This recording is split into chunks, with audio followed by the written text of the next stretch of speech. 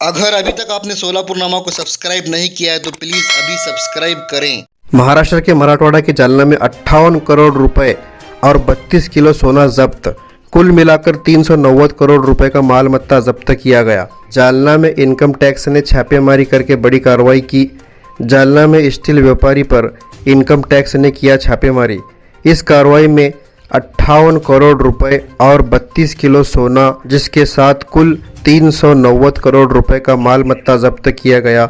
Income tax के 100 अधिकारियों ने मिलकर ये कार्रवाई की है, जिसमें पैसे मापने के लिए 14 घंटे लगे और पैसे मापने की 12 मशीन का इस्तेमाल करना पड़ा।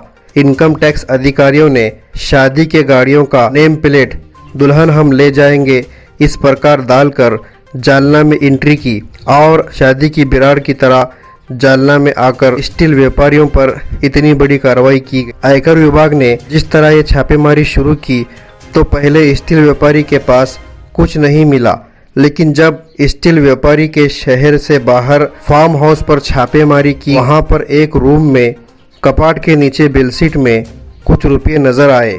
इतना ही नहीं बल्कि इस रूम में रखे हुए थैलियों में भी बड़ी संख्या में पैसे मिले। इसी प्रकार से दूसरे और एक स्टील व्यापारी के घर पर भी पैसा इनकम टैक्स ने जब्त किया। इनकम टैक्स ने जालना में कुल 4 स्टील व्यापारियों पर छापेमारी की है। औरंगाबाद विभाग के अधिकारियों को इस बात की माहिती मिलने पर छापेमारी की कार्रवाई शुरू की गई। जालना में 1 अगस्त को दोपहर के टाइम अलग अलग गाड़ियों में 5 पथक मिलकर स्टील व्यापारियों के घर और ऑफिस पर छापेमारी की थी। 1 अगस्त को जो छापेमारी की गई थी उसमें बहुत से गोपनीयता रखी गई थी।